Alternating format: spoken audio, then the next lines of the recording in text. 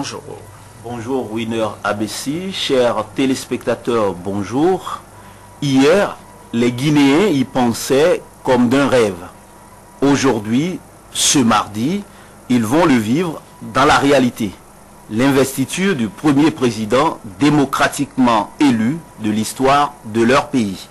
Dans quelques heures seulement, le professeur Alpha Condé prendra les rênes de la Guinée. Des chefs d'État de la sous-région ouest-africaine et bien des délégations venues de par le monde vont assister à cet événement inédit. Qu'il me soit permis de marquer une pause, le temps d'une chronique, pour rendre un hommage mérité aux vaillants fils d'Afrique à qui nous devons cet exceptionnel exploit. Je pense d'abord au peuple guinéen lui-même, ensuite au général Sekouba Konaté et tous ses soldats de l'ombre, à l'autre général, lui malien, Siaka Toumani Sangaré, et enfin, à l'heureux du jour, le Sorbonnard Alpha Condé. À tout seigneur, tout honneur. Le peuple guinéen, malgré, s'il vous plaît, 52 ans de privation de liberté, est resté confiant en son avenir. Il a prouvé par son courage et sa détermination qu'on peut tromper le peuple un certain temps, mais jamais tout le temps. Sans sa vigilance à toute épreuve, le processus électoral guinéen n'aurait débouché que sur un fiasco et le choix d'un président mal élu. Ensuite, comment ne pas tirer un grand coup de chapeau au général Sekouba Konaté?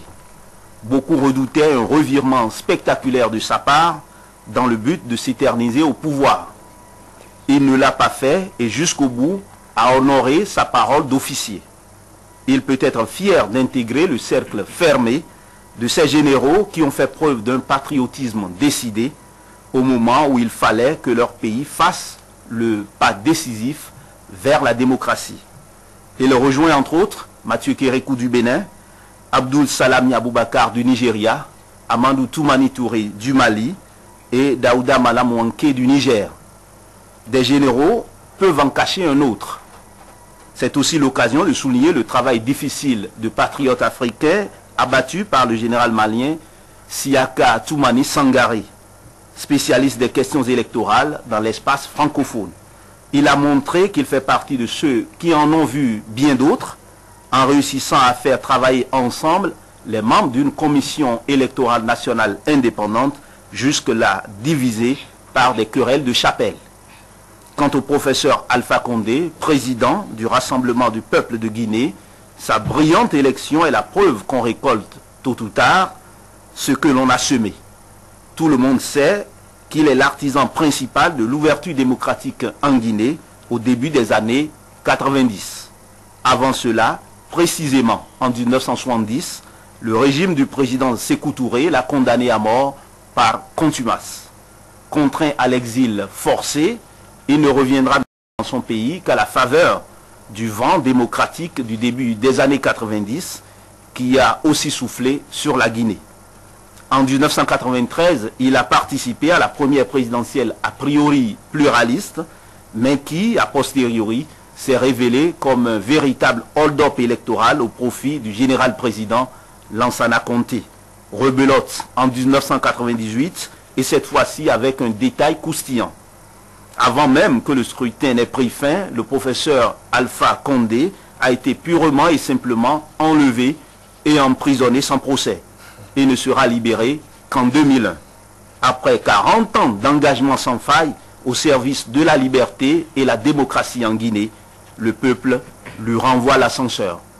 Mon intime conviction, c'est que le professeur Alpha Condé est désormais président de la Guinée-Conakry, a toute l'expérience et la sagesse pour conduire les premiers pas de son pays dans la démocratie.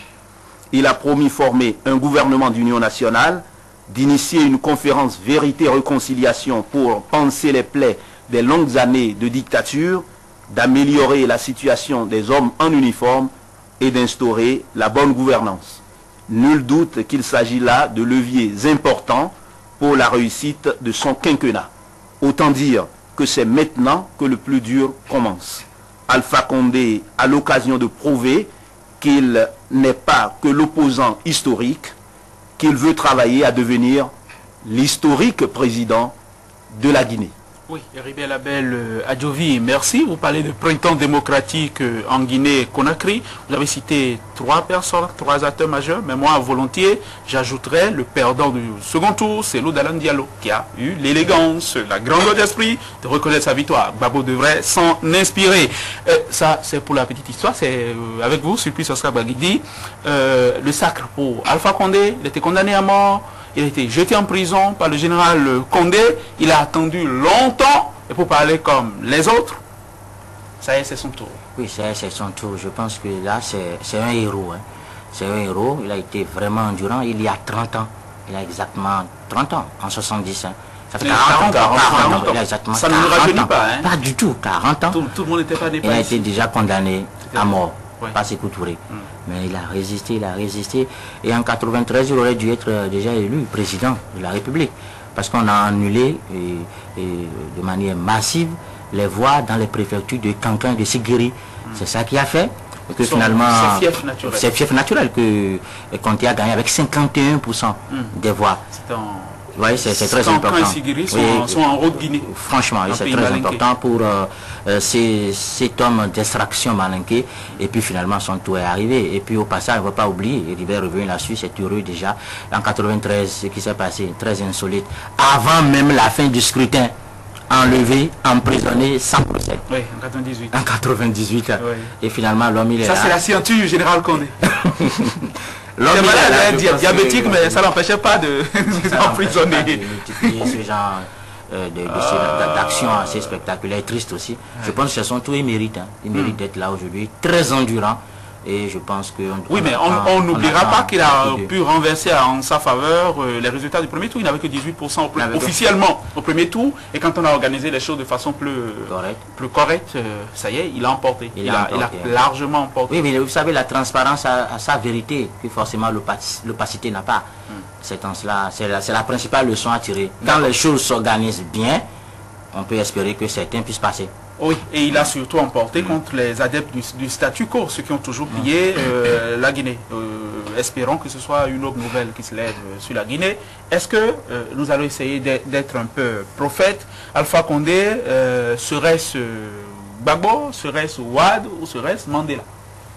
Oh là là. Quel cas de figure est plus probable avec quelqu'un comme ça? Je souhaiterais d'approcher un peu Mandela. Je ne vais pas lui demander d'être Mandela, ce n'est pas facile, ce n'est pas évident, mais qu'il emprunte l'axe de Mandela, qu'il emprunte quand même l'axe Mandela, c'est beaucoup mieux, ce serait beaucoup mieux pour les Guinéens. Et je pense déjà... Ah non, ça veut dire que vous ne souhaitez pas qu'il soit Wade? Moi je lui propose le sujet. Il a 72 ans. Qu'il aille dans le sens de Mandela.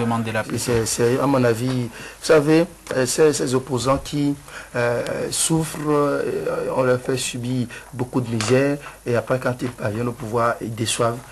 Ce n'est pas le sort que je propose à Alpha Condé. Donc, il a combattu ce système pendant des décennies et aujourd'hui les Guinéens lui ont donné les moyens de pouvoir mettre en œuvre sa vision. Je pense qu'il lui appartient de mériter cette confiance des Guinéens. Et je suis très content pour le peuple guinéen qui enfin va pouvoir, je l'espère, connaître le bonheur, la liberté, la démocratie. Et vous avez bien fait de souligner le mérite également de Sénou Dalan Diallo. C'est très important. Ouais. Vous imaginez, on vous dit que vous êtes à 2 doigts de remporter une élection présidentielle. Il faut donner son nom à une avenue. Et puis, les donnes changent et vous perdez et vous reconnaissez votre victoire. Ce n'est pas facile. C'est très important et que ça inspire dans les autres pays aussi. Que ça inspire notamment Gbagbo. C'est très important. C'est très important. Oui. Heribert Label Adjovi, nous allons ramener tout ça à des enjeux plus domestiques. À présent, le Bénin sera-t-il représenté à la cérémonie d'investiture? Enfin, je veux dire, représenté par son chef de l'État, par le président Boni Yayi, à la cérémonie d'investiture. Vous qui avez vos entrées au ministère des Affaires étrangères, est-ce que Boni Yayi sera à Conakry? Mais Winner Abessi, si mes sources d'information sont bonnes et je crois bien, je pense que c'est le ministre des Affaires étrangères, M. Jean-Marie Erouzou, qui va représenter le Bénin à cette cérémonie. Le chef de l'État était hier... ça sera un symbole de rater, un rendez-vous de manquer. Au Burkina Faso, je pense qu'effectivement, toute l'Afrique... Attendez. Boniaï sera à la cérémonie d'investiture de Blaise Compaoré, qui s'est fait réélire à la soviétique avec un score comme ça, et il se privera d'assister à la cérémonie d'investiture d'Alpha Condé. Ah non, c'est ce que vous nous expliquez. Non, on attend la confirmation. De toutes les façons, oui. De toutes les façons, nous ne sommes pas dans les, secrets des dieux, mais il est très important que toute l'Afrique salue vraiment cette élection démocratique en Guinée et que l'Afrique ensemble savoure cette victoire-là avec la Guinée. Nous allons suivre évidemment cette actualité de près. Ce qui est important désormais que Alpha Condé est président de la Guinée, qu'il fasse tout son nécessaire pour réconcilier les Guinéens avec eux-mêmes. C'est un travail très très difficile, on l'imagine, mais je pense qu'avec son âge, 72 ans, il tient encore debout, c'est respectable. Et je pense qu'il pourra le faire. Il ne le fera pas seul. Il faudrait que les uns et les autres y apportent leur grain de sel. Et aussi que la grande muette devienne désormais muette parce qu'elle a trop parlé pendant longtemps, l'armée guinéenne, et que l'on n'assiste plus à des bruits de bottes du côté de Conakry. Et ça dépendra également de comment il va gérer. En tout cas, moi je suis très optimiste pour la Guinée. Je pense que l'armée, ça va être le premier gros chantier du nouveau président, avec des généraux, à l'appel des généraux qu'on utilise même pour réguler la circulation dans Conakry. Il y a pratiquement autant de généraux que de lieutenants dans l'armée guinéenne. C'est un scandale absolu. Et puis la Guinée, c'est un scandale géologique. Pour de vrai cette fois, c'est un scandale géologique. C'est un scandale agricole aussi, avec le château d'eau, le Fouta Djallon, etc. Donc la Guinée a le potentiel d'aller de l'avant, de s'enrichir, d'être un pays, et cette fois, nous n'allons pas galvauder les mots, d'être un pays émergent. Très bien, chers amis, merci à vous tous. À demain, on s'interrompt un moment.